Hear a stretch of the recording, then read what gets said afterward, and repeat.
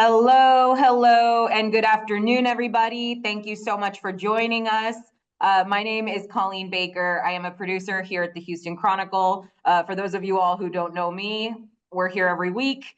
Here at HC Live, we obviously have a lot of topics to cover, and today's also among them one of the greatest of the great among us. We have John Sharp, the Chancellor of Texas A&M University here, obviously, of course, with our very own Lisa Falkenberg, our columnist, who is no stranger to the newsroom and of you all. First and foremost, I want to make sure, I already see people have logged on. Use the chat feature. Make sure, drop in, where are you tuning in from? Are you like Chancellor Sharp and in College Station, or are you somewhere in Houston, like the Galleria area, obviously, from Lisa and I that are reporting live from the Chronicle building? We want to make sure that you can tell us where you are and start submitting your questions for the Chancellor himself.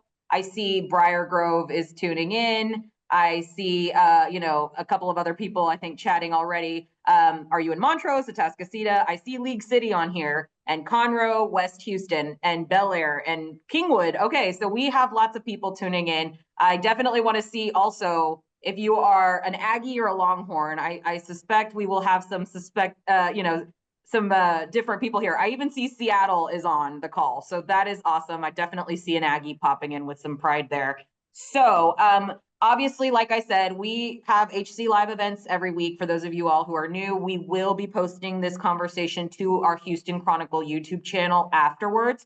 Within 48 hours or less, we always get it up, so you can go and share this with your fellow Aggies or Longhorns and maybe laugh at them a little bit. I suspect there will be some of that. But in the meantime, thanks again. I will pass it over. I actually see perfect timing. Someone from Seguin in the chat was saying hello to Lisa, and Lisa, obviously from Seguin. I will let you take it over from here and get to the questions for the Chancellor. Okay, thank you, Colleen. Thanks everybody for joining us. I'm so excited that Chancellor Sharp is here. I am a proud Longhorn, and I'm trying to figure out why I'm the only one wearing maroon today. I did this in your honor, but only because I always wear my burnt orange.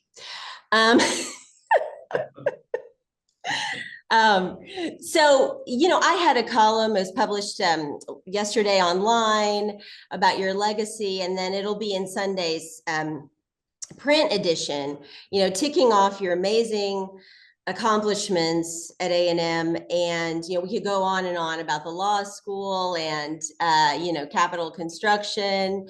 I think you quadrupled that and, to up to 12 billion. You've got, Aggies are in charge of co-managing Los Alamos. You've got all kinds of science center. You've got a presence in every, large metropolitan area in Texas. You just recently, for everybody from Houston, y'all taken over for U of H, the Victoria campus, and you're in the medical center with a really cool program called NMed that lets people get double degrees, I guess you would say, in medicine and engineering, so that they can come up with really innovative medical products. And the thing that you keep saying in all the interviews you've done in recent weeks is that we're nobody's little brother anymore. That's your biggest accomplishment. So tell me about that. What does that mean? How did people view A&M before, and how do you think that they view it today? Well, I think even we as Aggies and other folks view Texas A&M and the A&M system a little differently than they did 14 years ago. I think we didn't have huge presence in Houston. We didn't have a huge presence in Metroplex. We didn't have a huge presence in San Antonio or the Rio Grande Valley.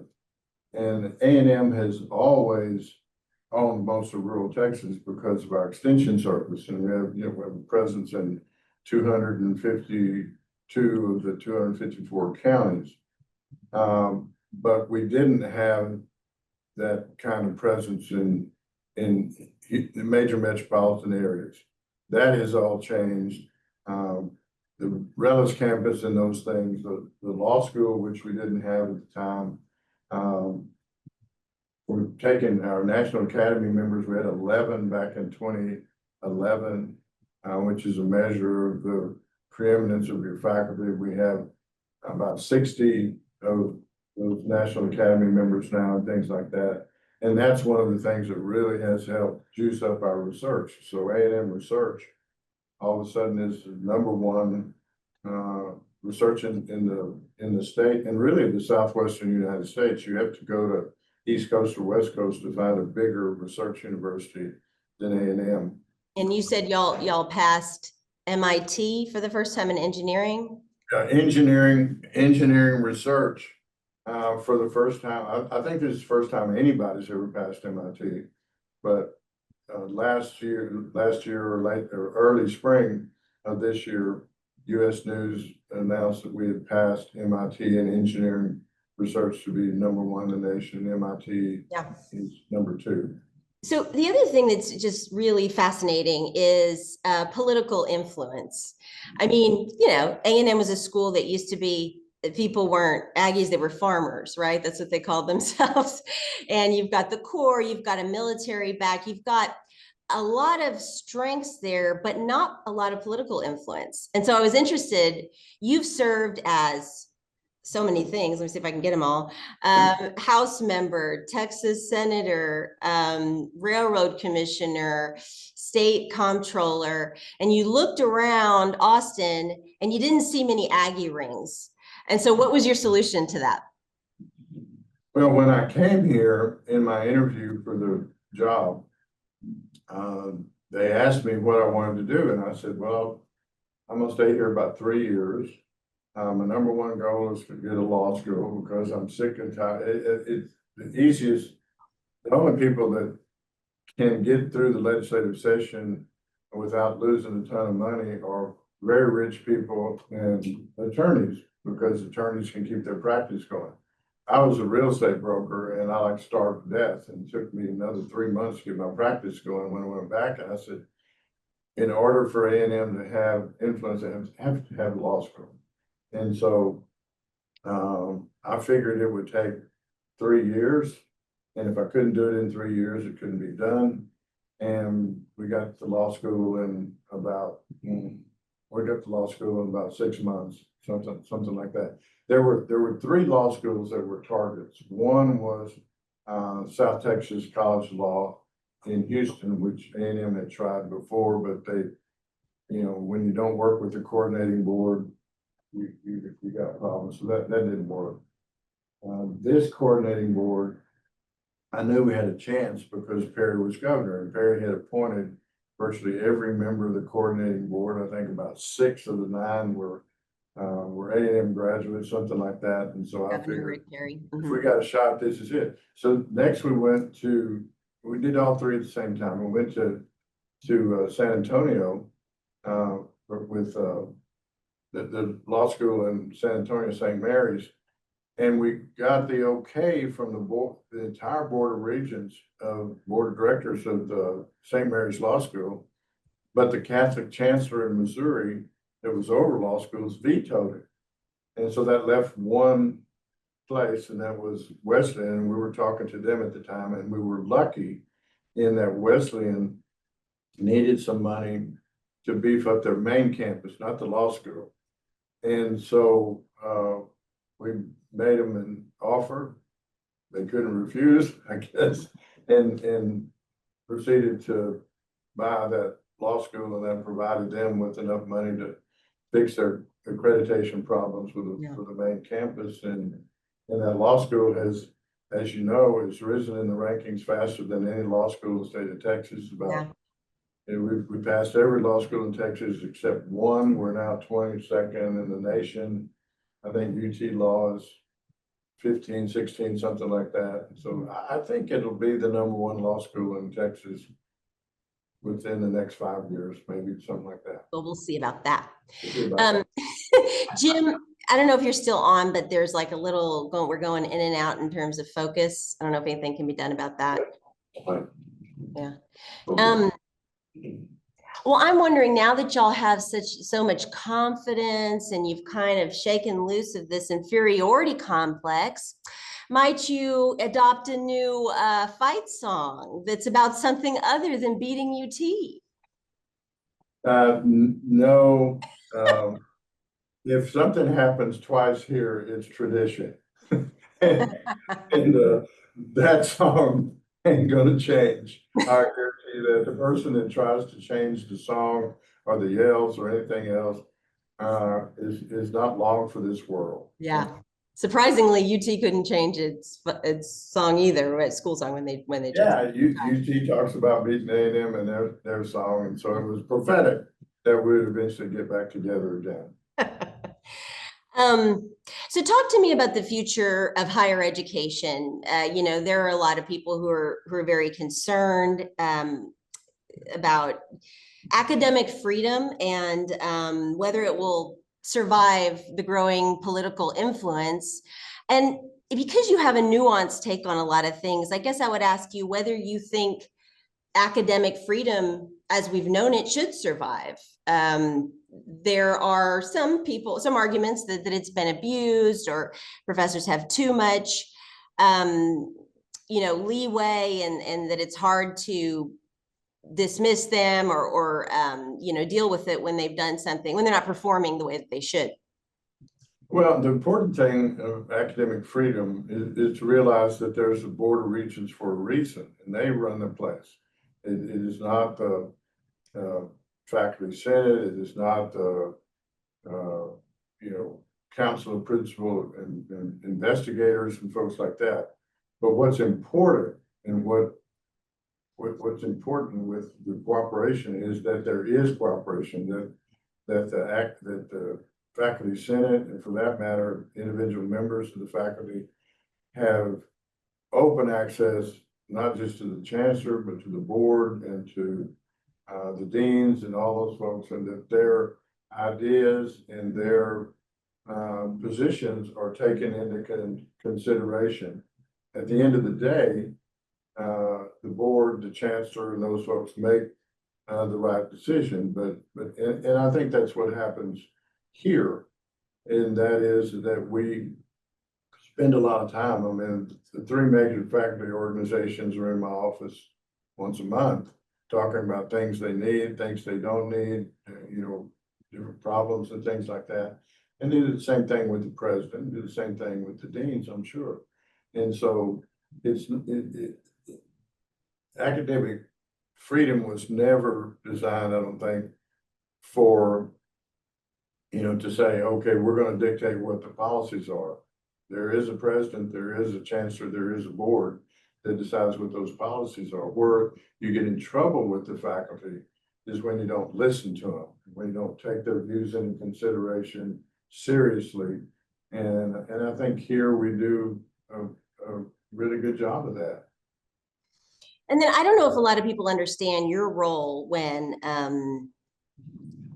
Dan Patrick and others were pushing just banning tenure entirely, which was a scary prospect. It would have just been devastating for hiring the best minds. What was your role in that? Well, I mean, banning tenure would have had, just completely banning it would have had some really serious implications. Whether you're for tenure or not, really outstanding faculty want that. And so if they've got tenure in Michigan, or they got tenure at MIT, or they've got tenure at Stanford, and you don't offer that, it is a real roadblock into recruiting those folks, which we have a really robust recruiting program. And I think when I went to the lieutenant governor and showed him what we had, which was different from what other universities had, that yeah, if you're a faculty member and you do something terribly egregious, your tenure can be revoked. And we look at that every 3 years. The idea behind tenure is that you have to teach courses and you have to do research. You have to do both of those. And if you're only doing one of them, you're subject to losing your tenure. And you have to do both of them, and it has to be a robust effort to maintain that. And so when I showed him that, I think I think some people thought it was, okay, this is a lifetime job, go to the house, forget about it, you don't have to exert yourself like you did before, is wrong. And I think some universities kind of allowed that to happen. It upset members of the legislature and frankly, some folks that didn't think they could do anything about it. We never had that. In other words, if you decide, I don't want to teach anymore, or maybe I'll teach just one little bitty course or something like that, you're subject to losing your tenure at that place. Anyway, when I explained that to the Lieutenant Governor, and I think he looked at it, he said, okay, that fits what my goals are, and they wound up just basically adopted what A&M had. But could we get to a point where terribly egregious, is construed to mean criticizing Lieutenant Governor in a speech? No, that's not, I mean, to keep, yeah, you don't do it in the name of A&M. I mean, you can do anything, say anything that you want as an individual. You have to be careful about saying we at Texas A&M University or opposed to this or whatever, stuff like that. You don't use the university to espouse your individual thoughts. If you want to do it on your own, I think the Constitution speaks to that pretty clearly. So, during your tenure, you've had a few controversies, and I kind of pointed out in the column that at the end of the day, they didn't seem to lead directly to mistakes or, things that you had done directly. I want to ask you about the journalism program at A&M.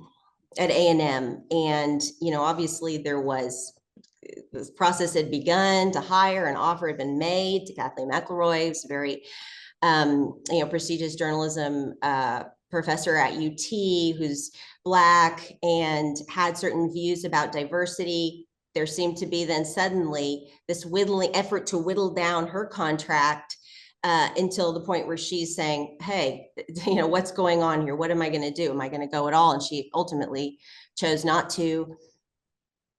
Again, I know you weren't directly involved in a lot of that, but I mean, what is the future of journalism at A&M, and how do you think that episode reflects on A&M today? Well, I think journalism is important at A&M, and I think the board understands that as well. So that, sometime in the future, there will be an Aggie interviewing the chancellor instead of a burnt orange haired UT graduate, although you have 3 Pulitzers that, pass muster. Makeup. Yeah, I mean, I think that it's real important to have, and I think I think that's gonna happen. I think the process is in place to try to find whoever that person is. Yeah, and the controversy itself. I think you wrote a very good statement after that we published in the Houston Chronicle, talking about Aggie values, and some people had just forgotten in that process. Yeah, I mean, I think that I think what happened in that process, it's interesting. The board had kind of okayed the deal, said, okay, watch this, make sure it doesn't reach the level of activism or whatever people were concerned about and stuff like that, and gave Dr. Banks sort of the okay to do that. Right after that, I went to Africa, and I was in Africa in 2 weeks. I thought everything was done. And I get back, literally when I landed in Austin, Texas, my phone blew up, and it was all this kind of stuff. And unfortunately, what happened was the president was saying things to the faculty in text messages and stuff like that were different from what she was doing. She's a great lady, but that was just a crucial mistake. I mean, you don't do that. You sure don't do that to caught. And she just called me up one day and said, I can't survive this, I'm out of here. And that was the last I heard from her. She was gone. Do you have any regrets for pushing her for that position? Do I have what? Do you have any regrets for supporting her, for pushing her in that position? No, I think if you look at what she did for engineering, I mean, she was the best. I mean, she took A&M engineering to 25,000 students. It's the largest engineering school in the world. She grew her research by triple digits. I mean, it's just an amazing performance for that.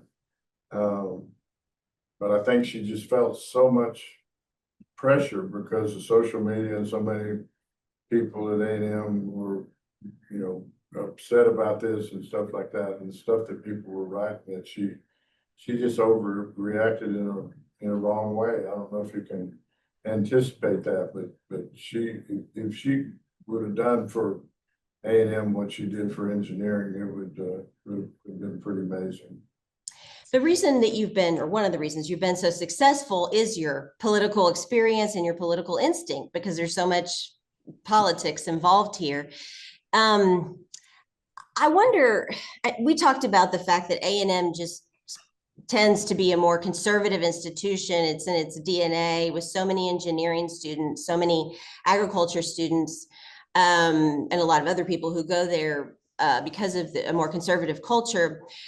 So it must just drive you crazy, or at least frustrate you, when people accuse A&M of violations in DEI and how try to depict the organization as one of those that's very skewed toward the left, not valuing merit as much as it does. What do you say to that?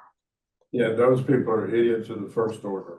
I mean, if you think A&M is a liberal institution, you have no idea what A&M is about. There's a company that you might be familiar with called Niche Rankings. And what Niche Rankings does is it tells mom and daddies, hey, is this a party school? Is this a conservative school? Is it a liberal school? And they do all kinds of things like that are not necessarily academic, like the U.S. News would do and stuff like that, but just what the flavor is. And for the last 8 years, the number 2 most conservative public university in the nation is Texas A&M University, behind Utah State. And so, I mean, anybody that says that this place is liberal must be a right-wing absolute nut to believe that this place is that way. It's just not the case. And I think what it is a few legislators and folks that just decide they'd love to see their name in the paper. And what better way to make news than call the most conservative university in the state, and perhaps one of them in the nation, liberal. That gets news. If you call some other universities in Texas liberal, everybody would yawn. Yeah, okay, we know that. Mm-hmm. But this is, so. And yet, as part of your job, you had to deal with those fools. I mean, you might need them at some point to support something for A&M. So I don't know, what is that like to have to deal with fools like that, or bite your tongue? Well, so far, none of them that have said something like that are consequential enough to where we would need them. I mean, I hate to insult the people, but it's just a fact. But the folks on appropriations, Lieutenant Governor, the folks that really have to do with the appropriation process, you know what this place is about. I mean, when the governor comes to Texas A&M and is introduced at a football game, roaring applause from the students and everybody else. He goes to another university, and that has happened so many times, politicians get booed. It doesn't happen here. I mean, we say prayers before every football game. It's just this ain't no liberal institution. And anybody with any common sense knows. So before we move on, I wanted to just point out that one of the best columnists ever to work for the Houston Chronicle was an Aggie, Lauren Steffi. So don't forget that. One of the reasons you've been successful is problem solver. You're a problem solver. People say you never stop, you don't cut off, Energizer Bunny. I've heard all kinds of things. But the problem solver in you, I guess, you know, it's just your instinct to try and work through a problem rather than, you know, getting too political about things. And the best example of this, I think, is when you were asked to support an income tax, how you responded. In fact, you were just saying something about your tombstone and the income tax. So tell us about your role there. Well, back in 1991, the legislative session ended that session without a budget. And the reason they ended without a budget is because there were $2.4 billion, which at that time was a huge amount of money, short from meeting the budget. And they tried, I think, 1 or 2 legislative sessions to try to fix the problem, and it never got fixed. Well, obviously it has to get fixed by September 1 of that year, right? Or you got real problems because you got a zero appropriation for the next fiscal year. So anyway, Bullock, who was the lieutenant governor, brand new lieutenant governor at the time, called me and Ann Richards and said, hey, I'm going to have a press conference tomorrow for supporting state income tax. Would y'all like to join me? And I went, no, I don't think I want to join you. And Ann Richards said, no, I'd like to stay governor for a while and all this stuff. And he had this press conference, you know, calling for an income tax. And he called me afterwards and he said, well, you cowards over there said I'm doing the right thing for Texas and all this stuff. And I said, I don't think you're doing the right thing for Texas. And he said, well, I guess you got a solution. And I said, well, let me try. And he said, what do you want to do? And I said, let me pick from all the agencies, folks that I think have an attitude about their agencies can do better and stuff like that. Just let me pick anybody I want through state government. Give me 6 months. I think it was 6 months to see if we can find your 2.3 or 2.4 billion dollars. And that created something called the Texas Performance Review. And so we got these folks together. And the thing that Elon doesn't realize is that the folks that really know how to fix the agencies are in the agencies. In every agency, there are people that are frustrated by how their agency works. They know exactly how to fix it, and nobody asked them. Or they take it to somebody and they get spanked. And yeah, okay, you're a troublemaker, sit down, stuff like that. Well, we spent the first month finding those people. We had about 72 of them. And we put them down and started going agency by agency. Okay, what can we do? What can we do? And we found $4 billion instead of the 2.3. And we'll find $4 billion that the legislature passed. And it was things like, a good example was we had food stamps there, you know, and so you had these food stamps, which are a ridiculous way to operate because number one, every drug bust that was happening in Houston, you could talk to the cops and the cops would tell you half the currency in a drug bust was food stamps.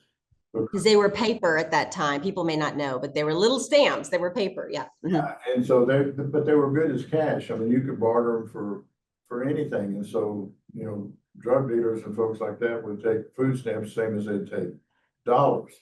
And, you know, so you had that problem. You had trucking companies that were being paid a fortune to haul the food stamps around in armored cars. You had a guy in New York City that was making about $80 million a year printing food stamps that we all had to pay for around the country and all this kind of stuff.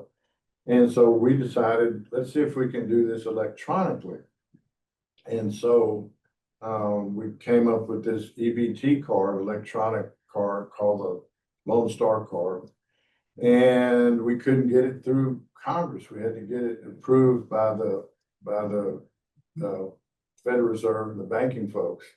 And there was this feeling, I remember Joseph Kennedy told me, he said, no, this is terrible. You're putting these extra burdens on food stamp recipients. And I said, what extra burden? You don't think they know how to operate a debit card or whatever? But the hero of that deal was Henry B. Gonzalez. Henry B. had just become head of the banking committee. And I met with Henry B. and Ben Barnes, actually, and set up the meeting. And we met in the Minger Hotel. And I explained to Henry what we were trying to do. And he's talked about Energizer Bunny. I mean, he went back the next day, had a meeting with the folks that make these decisions. And within a week, they approved the first electronic benefits transfer for that. And it's worked great ever since. And the last state to adopt, so every state now has adopted EBT cards, electronic benefits transfers. California in this instance was the last state to do it. And y'all were and Texas was the first. It was, yeah, it all came from your idea. And so the money we saved in transportation, the money we saved, it's an example basically providing the same services, but doing it in a different way. And the folks that knew what needed to be done were in the agencies that worked on food stamps. Yeah. If only Elon had called you and asked how to do this Doge thing, it might have ended better. First of all, don't fire the people who can help you and tell you where the savings are. So tell me, I think maybe some people on this call don't understand your, why the hell you never became governor. So you were a moderate Democrat, and at some point in 98, narrowly lost to Rick Perry, who wouldn't have been in politics if you hadn't told him to, probably. Who knows? And then a couple of years later, lost another race for lieutenant governor. Why? Why didn't you go further in Texas? Wrong party. And why didn't you change parties? I actually was invited to change parties at one time. And the reason I didn't do it is my happy place is South Texas. I mean, whenever I would get in a foul mood in a campaign, my campaign would automatically send me to McAllen, or they'd send me to Roma, or they'd send me to Brownsville, stuff like that, because that was where my closest friends were. And to this day, that's true. And I just knew that would so disappoint and maybe even devastate those guys and gals that I was doing this, that I don't think I could have faced them. And so for political gain, I should have, but I didn't. And the reason I didn't was because of those folks. And, I asked you this and wrote about it in the column, but I think you said that that's something that you regret. Do what? I'm sorry. I think that you said that's something you regret, not changing parties. Well, if I'd have done it, I would have certainly had a better shot. I mean, I was beat because I was a Democrat, but also because of stupid decisions made far earlier. For instance, so Perry and I were in the same outfit together at A&M. Everybody says we were roommates. We weren't roommates, but we were across the hall from each other for 3 years. And then I went on to core staff and everything. He helped run my campaign for student body president. I helped run his campaign for Yale leader. And so, we worked closely together. But one day when I was in the state senate, I got a call from the chairman of the board of Texas A&M and said, hey, John Hanna is a representative up in West Texas, is not running again. You know any Aggies that we could run for that position? And I said, well, what towns are in there? And he started naming these little towns. And one of the towns he named was Haskell, Paint Creek, and all this kind of stuff. And so I said, yeah, I know this guy that he's been in the Air Force for 6 years. Let me see if he's out yet. So I called Perry's mother and I said, hey, is Rick out of the Air Force yet? He said, yeah, he's in the back sleeping. And I said, well, go wake him up. I want to talk to him. Leave him sleeping, leave him sleeping. No, sorry, go ahead. By the way, this is 2 o'clock in the afternoon. And I called, and so Perry comes to the phone and I said, hey, explain to him about John Hannah. I said, I know you just got back, but you ought to run for state representative. And he said, I remember like it was yesterday, he said, well, what does it pay? And I said, it pays $600 a month. And he said, hell, that's good money. I said, let me think about this. And so the next month, it was like a Friday, the next Monday, Rick asked for, announced that he was running for state representative to replace John Hannah. And so I recruited my future opponent. And anyway, that's a weird story. And then at one point, you also had an opportunity to be appointed by Governor Ann Richards to the U.S. Senate seat that was vacated. Yeah. Why didn't you take it? That's an interesting story. So this was when Benson had quit the Senate and had decided to run for, decided to be the Treasury Secretary. And so Richards called me and she said, I want to appoint you to the United States Senate. Well, I want to consider appointing you to the United States Senate. Can you come over to the mansion?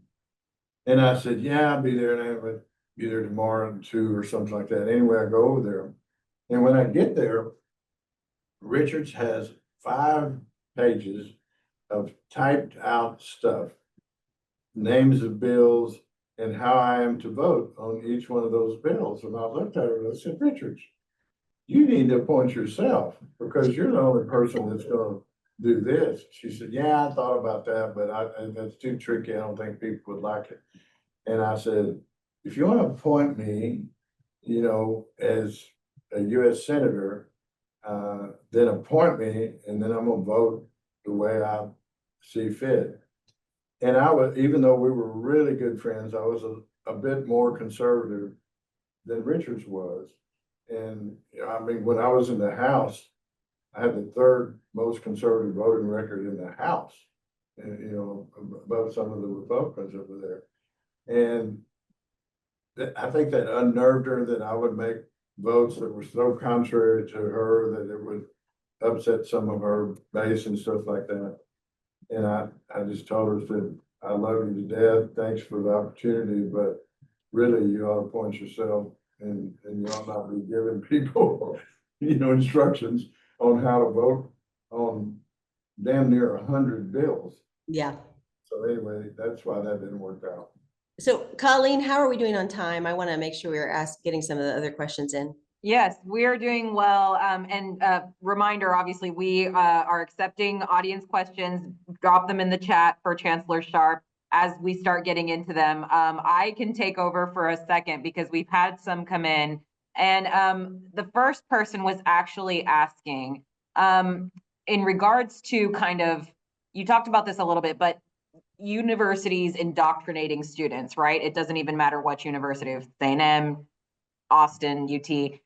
What do you think the role of the university is in terms of indoctrinating students? Are they doing it? Should they, and I'm not speaking to A&M specifically, but is there any university that is straight out trying to indoctrinate its students, or is it not? I mean, what are your thoughts? I'm assuming that there are classrooms, all over the United States where somebody is trying to, at Wellesley or wherever, is trying to indoctrinate their students. That is not what's supposed to happen. What's supposed to happen is you teach your subject matter and you have a free flow of ideas back one way or another. You do not penalize the student for having a different attitude than you have and things like that. And, you know, if you get out of your subject matter, and start into something that has nothing to do with your subject matter, and a student complains, you can lose your job, which has happened here, where somebody was talking about things that had political things that had absolutely nothing to do with an engineering class or whatever was going on. I mean, those things are not supposed to happen. If a student objects, and they do on a regular basis, then you got some problems that you're going to have to deal with. At least here is the case, whether it is liberal or conservative or whichever way you go. That's not something that's supposed to happen. We have another reader actually tuning in. Good question. What is the most humorous or outrageous story that you can tell us about Bullock specifically? About Bullock? Yes. So let me just, for everybody who doesn't know, and give you a chance to think, because there's so many. Bob Bullock is former lieutenant governor and former comptroller before Sharp was. He was mercurial. I don't know how you would describe him, but a lot of people were just quaking in their boots when they had to encounter him. So, yeah.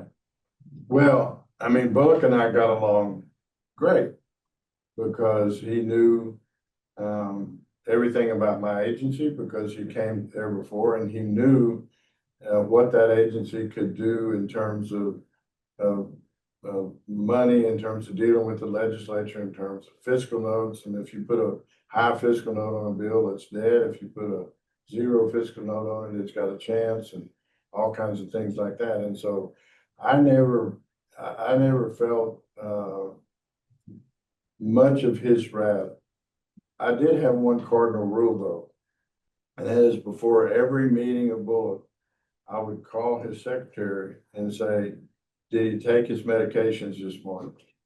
And if she said, I don't know, or no, I would reschedule the meeting and then call back later. You know, Bullock was, I don't know what the right word was. He was pretty open about it, but if he didn't take his meds, you did not want to be in that room and all this stuff.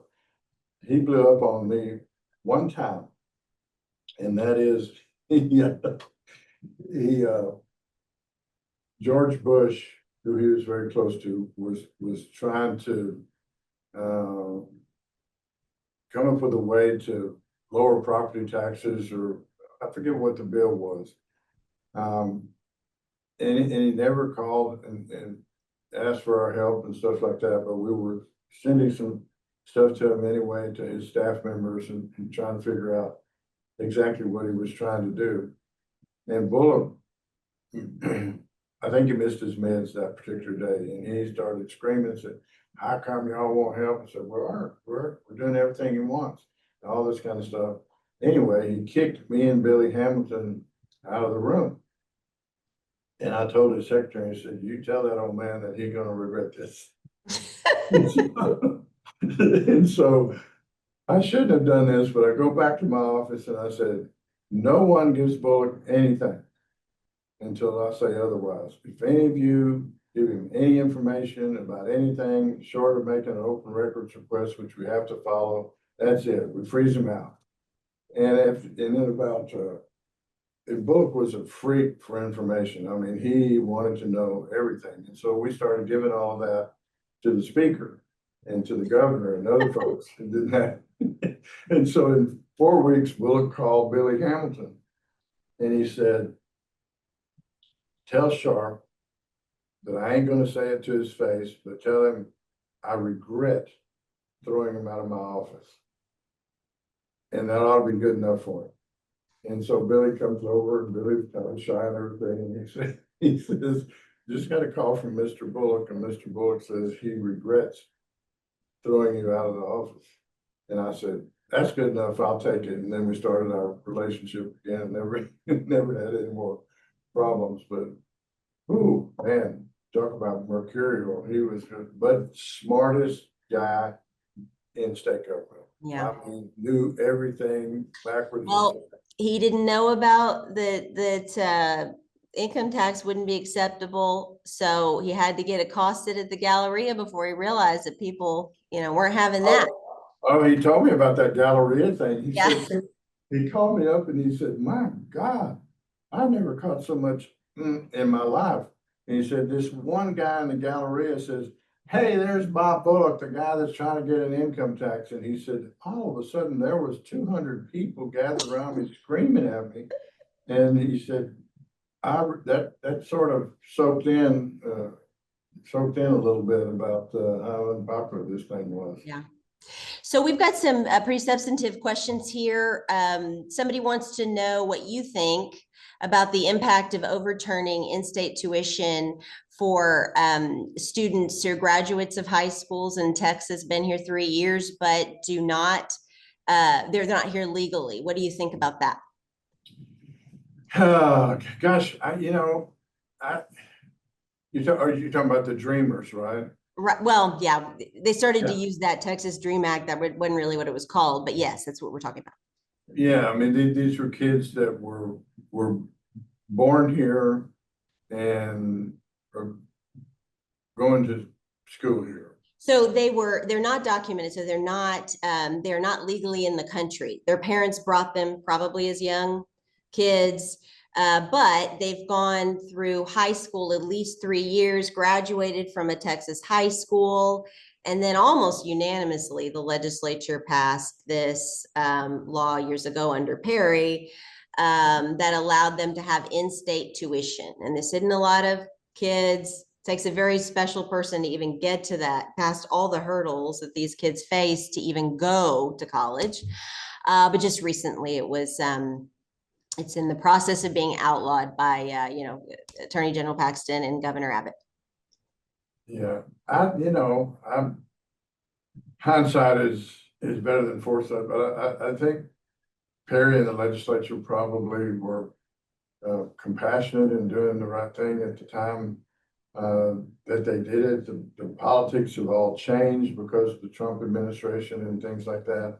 I'm not sure that same bill would pass again, but I mean, I have empathy for those kids. I mean, they spent their whole lives in maybe McAllen, Texas, or wherever it is. They have great grades and stuff like that. If you look at McAllen, for instance, a lot of those kids can't go to the University of Texas or Texas A&M or Texas State or anything like that because they can't get past the checkpoint. There's about 800,000 people down there that can't get past the checkpoint, which is one of the reasons that Texas A&M McAllen Center was created to help educate kids down there. Mm-hmm. What we need in this state is a lot of educated workforce. Uneducated folks are very expensive for the state of Texas because they wind up in jobs that are below their potential, and they don't wind up with jobs to begin with. But if you look at South Texas in particular, this is a bit off the subject, but if you look at South Texas in particular, it meets almost all of the criteria for big industry coming in, except for one. When I was controller, the number one thing corporations that thought about coming into Texas asked was two questions. But whether they asked, how much money can I get out of the city? How much money can I get out of state? How much money can I get out of the county in tax abatement? Now, that's about the last question they asked. Now they ask two questions. How many 18 to 24-year-olds are in your workforce? And if you look at South Texas, the only place in the nation that has more is Provo, Utah. You have to just think a little bit about Provo, Utah. 8 kids per family. The second question they ask is, tell me the education level of those kids. And so if you want to create a boom in the Rio Grande Valley, and I mean just explode the place, You do bunch of education, and I'm talking about technical training, which is why we're building right now a technical training facility in McAllen. And you build academic systems, which is why we're building the McAllen Center on the campus. If you do those two things, you're going to solve problems for those kids, but you're also going to solve problems for economic development for that whole region. Yeah. That community college in McAllen has probably grown faster than any community college in the United States of America, which just shows you the lack of facilities that were there before they put that in place. So let me ask you, there's a question specifically about the A&M main campus, which has an astounding 77,000 students. I don't even know how you fit all those in there. And I guess maybe that is becoming an issue. Somebody asked, I understand incoming classes will be reduced over the next years to better accommodate current enrollment and the classroom and living situation on the main campus. Can you please discuss the plans and why this is necessary? Yeah, our infrastructure is not keeping up with the students, and so that will stay at 78,000 for a period of years. We're not going to shrink the numbers, but we're not going to grow the numbers. Our philosophy is some universities decide, okay, we're only going to be 40,000, or we're only going to be 45,000 or whatever, because it's harder to get higher rankings if you're not, exclusive. Because one of the rankings deal is how many kids apply, how many did you let in, stuff like that. We don't look at it that way. We look at it, first of all, we think we've proven that you can increase the rankings and still grow at the same time in engineering and agriculture, business, all these areas. But the problem is that we have 84,000 kids apply for 10,000 freshman positions every year. And so we just think that you can maintain the quality and still grow. And but we're going to pause it for a while. And the reason we're going to pause it is because the infrastructure needs to keep up with the kids. I mean, we've got 25,000 engineering students, which 1/3 of our student body are engineers. Now, Raymond Paredes, when he was coordinating board chairman, executive director, when we announced that 25,000 engineering students by the year 2025, he said, that's the craziest thing I've ever seen. There's no way in hell you're going to be able to hire that many people and all this kind of stuff. Every engineer is hired that we produce. And I looked at Raymond and I said, Raymond, look out that window. Out that window, everything out there is produced by either God or an engineer. So don't tell me we don't need more engineers. Every invention, whether it's AI or whatever it is, requires an engineer to build it. It requires an engineer to build new nuclear facilities and eventually fusion facilities and all those kinds of things. And so I think one of the best things that we have done for the state of Texas is provide engineers to the folks that are here. And this state is still 20 to 30,000 short on engineers, on the demand for engineers. So Paul Colbert asks, how does the legislature's outlawing of DEI and related topics impact the free flow of ideas that you're talking about?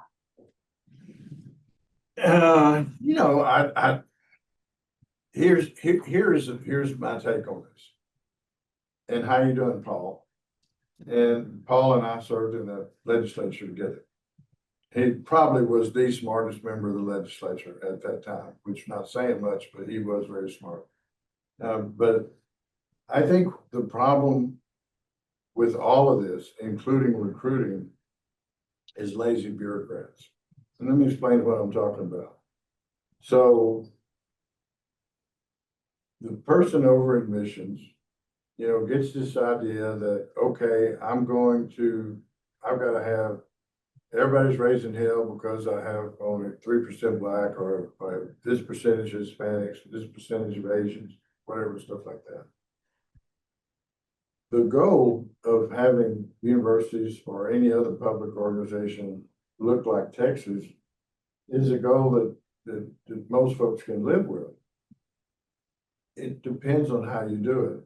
And how it was being done, in my opinion, at a lot of universities and a lot of agencies was, hey, Joe Blow walks in the door, Joe Blow applies, the kid is a minority, let's take him and fill our quota. Well, when folks find out that maybe that child had much lower standards than their child to get in, that causes some consternation. But there are lots of minority kids that are going to Stanford, that are going to Harvard, that are going to Yale, that are going to MIT and places like that, because folks in Texas, bureaucrats in some places in Texas, won't get off their butts and go into those high schools or those 8th grade classes and recruit these obviously smart students. And so if you're a university in Texas, you don't have to recruit. I mean, there are tons of kids going to show up on your doorstep at most of the major universities anyway. But if you want to do it right, you have to go recruit these kids. I mean, some of the high schools in Houston, for instance, the really smart kids, they start getting letters from Harvard, Yale, Stanford, places like that, Georgetown, when they're in the 8th grade. I mean, they're going to the schools by the time they're sophomores and taking a look at it. And most universities in Texas, until recently, don't do that. And that's what really pisses people off, that you would take someone that is not qualified. And so we have always been based on merit. In other words, you've got to have the numbers. But the reason our numbers were low on Black students, for instance, is not because there aren't a bunch of really smart Black kids out there. It's because we didn't go find them. And so now we have changed, and other universities hopefully have too, to go into those classrooms, to send people there, to bring them to football games, to expose them to what A&M is about. And you're seeing a change in a whole lot of that. Yeah.